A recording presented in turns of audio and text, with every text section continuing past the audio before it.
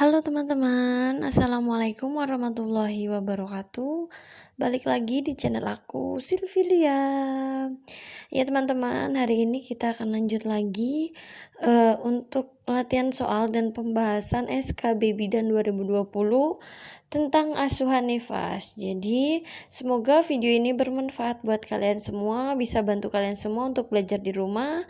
Jangan lupa di like, komen, subscribe, dan share ke seluruh sosial media kalian.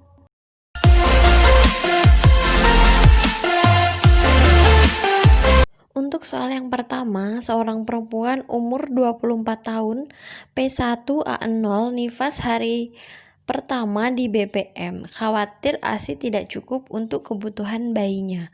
Hasil anamnesis, ASI belum keluar, bayi menangis terus. Hasil pemeriksaan, tekanan darah 110/70, nadinya 80, pernafasan 20, suhu 36,8, mamai lembek, kolostrumnya positif, TFU 2 jari, bawah pusat, kontraksi uterus keras. Pendidikan kesehatan apakah yang paling tepat pada kasus tersebut? A. Tetap menyusui. B. Istirahat yang cukup. C. Perawatan payudara. D. Teknik menyusui yang benar. Dan E. Makan makanan yang mengandung zat besi. Ya teman-teman, jadi menurut saya jawaban yang tepat adalah A, tetap menyusui. Kenapa saya memilih jawaban A? Karena kolostrum disekresi oleh kelenjar payudara dari hari pertama sampai hari keempat.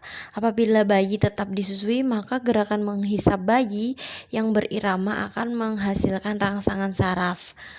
Nah, sehingga akan keluar yang namanya hormon oksitosin.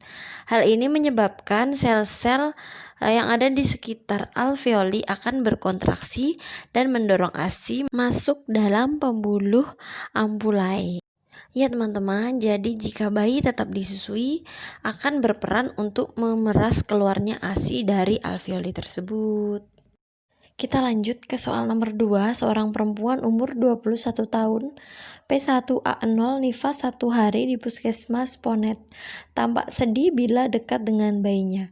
Riwayat persalinan vakum ekstraksi dengan indikasi kala 2 melampaui 60 menit. Hasil anamnesis berulang-ulang mengatakan kehamilan dan persalinan ini menyiksa dirinya. Ibu sangat gelisah dan menolak menyusui. Hasil pemeriksaan, tekanan darah 110/70, nadi 88, dan suhu 36,2. Jadi, sikap apakah yang paling tepat pada kasus tersebut? A. Membiarkan pasien sendiri. B. Memberikan dukungan psikologi. C. Menganjurkan istirahat agar pikiran tenang. D. Membujuk ibu untuk konsultasi dengan psikolog. Dan E. Membujuk agar mau berinteraksi dengan bayinya. Ya teman-teman, jadi di soal nomor 2 ini menurut saya jawaban yang tepat adalah B. Memberikan dukungan psikologi. Karena apa? Kondisi pada kasus klien ini sedang membutuhkan dukungan, membutuhkan teman yang tulus untuk memperhatikannya. Lanjut ke soal nomor 3, seorang laki-laki mengantar istrinya ke rumah sakit. Hasil anamnesis, umur istrinya 20 tahun, P1A0, nifas 7 hari, istri sedang menangis, sulit tidur, dan menolak menyusui bayinya. Hasil anamnesis, riwayat persalinan bedah sesar, ibu menolak diperiksa dan tiba-tiba menangis. Diagnosis apakah yang paling mungkin pada kasus tersebut? A. Stres. B. Psikosis. C. Skizofrenia. D. Ambivalensi. Dan E. Depresi postpartum. Ya teman-teman, di soal nomor 3 ini yang perlu kita garis bawahi adalah istri sering menangis, sulit tidur, dan menolak menyusui bayinya. Jadi menurut saya jawaban yang tepat adalah E, depresi postpartum, karena tanda dan gejala yang mungkin diperlihatkan pada penderita depresi postpartum itu meliputi sedih, kecewa, sering menangis, gelisah, cemas, nafsu makan menurun, tidak bisa tidur, perasaan bersalah, dan putus harapan. Memperlihatkan penurunan keinginan untuk mengurus bayinya sendiri. Jadi jawabannya di sini adalah E ya teman-teman, depresi postpartum. Kita ke soal nomor 4. Seorang perempuan umur 22 tahun, P2A0, nifas 14 hari datang ke BPM dengan keluhan demam sejak 2 hari yang lalu. Hasil anamnesis, riwayat melahirkan normal, payudara bengkak, tegang, dan nyeri. Bayi tidak mau menyusu. Hasil pemeriksaan tekanan darah 110/70, suhu 38,8, nadi 92, pernafasan 22, payudara keras, kemerahan, dan nyeri saat dipalpasi. Diagnosis mungkin apakah yang paling tepat pada kasus tersebut? A. Tumor, B. Abses, C. mastitis, D. retraksi puting, dan E. bendungan ASI. Iya teman-teman, menurut saya jawabannya adalah C. mastitis. Karena mastitis adalah inflamasi atau infeksi payudara. Diagnosisnya biasanya payudaranya keras, memerah, dan nyeri. Demam lebih dari 38 derajat Celcius. Paling sering terjadi di minggu ke-3 dan ke-4 postpartum. Namun dapat terjadi kapan saja selama menyusui. Faktor predisposisi menyusui beberapa minggu setelah melahirkan, puting susu lecet, menyusui hanya satu posisi, terus menggunakan bra yang ketat, riwayat mastitis sebelumnya dan saat menyusui. Soal kelima, seorang perempuan umur 22 tahun, P2A0, nifas 14 hari, datang ke rumah sakit dengan keluhan demam sejak 2 hari yang lalu.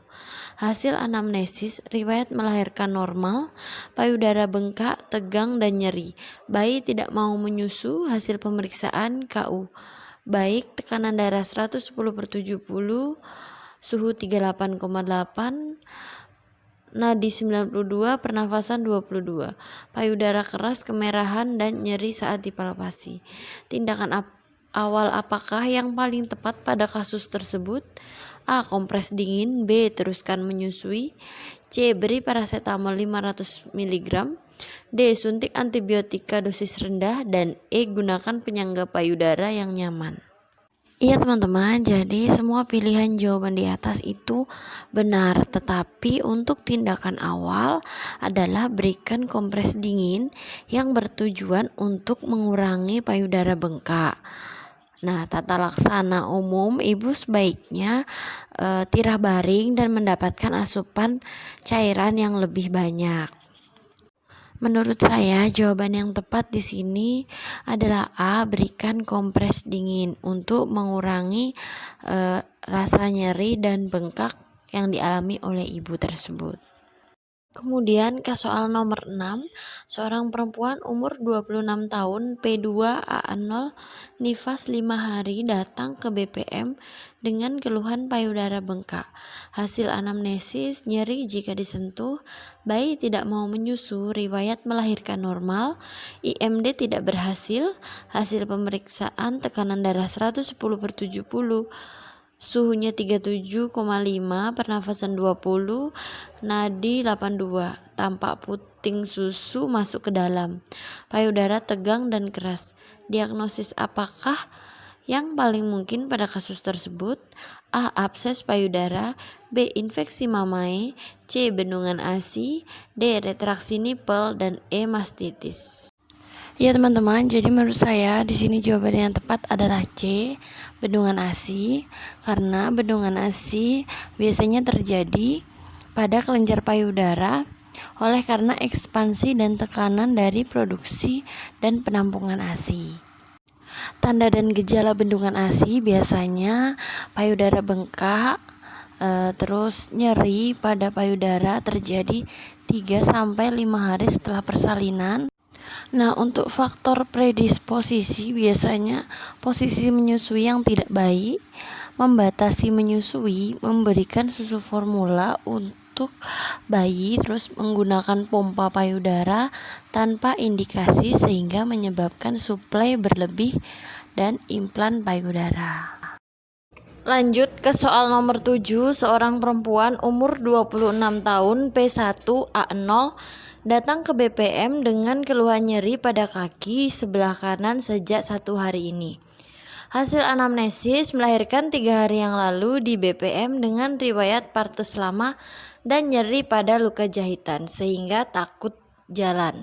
Hasil pemeriksaan KU baik, tekanan darah 110/80, nadinya 90, suhu 38,5, pernafasan 20, kaki kanan bengkak, warna merah, nyeri bila ditekan dan digerakkan. TFU setengah pusat simpisis, kontraksi uterus baik, lokea rubra, luka jahitan perineum bersih dan kering. Diagnosis apakah yang paling mungkin sesuai kasus tersebut? A. Tromboplebitis, B. Hematoma, C. Varises, D. Selulitis, dan E. Abses. Ya teman-teman, jadi menurut saya jawaban yang tepat adalah A. Tromboplebitis, karena tromboplebitis adalah penjalaran infeksi melalui vena yang sering terjadi. Untuk faktor penyebab terjadinya infeksi tromboplebitis antara lain adalah meliputi pasca bedah, perluasan infeksi endometrium, mempunyai varises pada vena, obesitas, dan pernah mengalami tromboplebitis sebelumnya. Lanjut ke soal nomor 8, seorang perempuan umur 35 tahun P4A0, nifas 10 hari datang ke BPM dengan keluhan demam sejak 2 hari yang lalu. Hasil anamnesis payudara nyeri dan terasa bengkak sejak 3 hari lalu. Hasil pemeriksaan tekanan darah 100/70, nadi 100, pernafasan 24, suhu 38,5, payudara keras, kemerahan, dan meradang. Diagnosis yang paling mungkin pada kasus tersebut adalah A. Mastitis, B. Infeksi nifas, C. Engorgement, D. Bendungan ASI, dan E. Abses payudara. Ya teman-teman, jadi menurut saya jawaban yang tepat adalah E. Abses payudara. Karena abses payudara adalah benjolan yang terbentuk di payudara karena berkumpulnya nanah dan terasa sangat nyeri. Kebanyakan abses payudara ini muncul persis di bawah lapisan kulit. Untuk ciri-ciri benjolan dalam kasus abses payudara ini biasanya dikenali dari pola tepinya yang teratur dan memiliki tekstur halus serta terasa padat menyerupai kista. Jadi selain rasa nyeri, gejala yang juga menyertai abses payudara adalah demam, kemerahan, badan terasa lemah, terus benjolan itu biasanya rasanya panas, kulit di sekitar abses ikut membengkak dan terasa lebih panas. Untuk soal nomor 9, seorang perempuan umur 23 tahun P1A0, nifas 7 hari datang ke BPM mengeluh perdarahan 1 hari yang lalu. Hasil anamnesis, darah keluar sedikit berwarna kecoklatan. Hasil pemeriksaan tekanan darah 100/70, nadi 88, pernafasan 20, suhu 36,2, TFU setengah pusat simpisis. Tampak gumpalan dengan jumlah darah sekitar 200 cc. Bidan belum pernah memiliki pengalaman mengenai ibu dengan perdarahan postpartum sekunder. Tindakan apakah yang paling tepat dilakukan pada kasus tersebut? A. Memasang infus, B. Merujuk ke rumah sakit, C. Melakukan eksplorasi uterus, D. Berkonsultasi dengan bidan yang lebih senior, dan E. Mempelajari kembali buku sumber untuk penanganan HPP. Iya teman-teman, jadi tindakan apakah yang paling tepat? Menurut saya jawaban yang tepat adalah B. Merujuk ke rumah sakit. Ya teman-teman, jadi tanda dan gejala terjadinya perdarahan postpartum ini antara lain perdarahannya terjadi secara terus-menerus. Terus perdarahan dapat terjadi secara mendadak juga. Mudah terjadi infeksi sekunder sehingga dapat menimbulkan lokea menjadi keruh. Ya teman-teman, jadi biasanya tanda dan gejala terjadinya postpartum sekunder itu meliputi perdarahannya terjadi secara terus-menerus setelah seharusnya lokea itu berhenti. Yang kedua, perdarahan dapat terjadi secara mendadak. Terus dapat timbul beberapa masalah sekunder sehingga menimbulkan lokea menjadi keruh. Soal yang ke-10, seorang perempuan umur 27 tahun, P1A0, nifas 14 hari, datang ke BPM dibawa keluarganya karena kejang.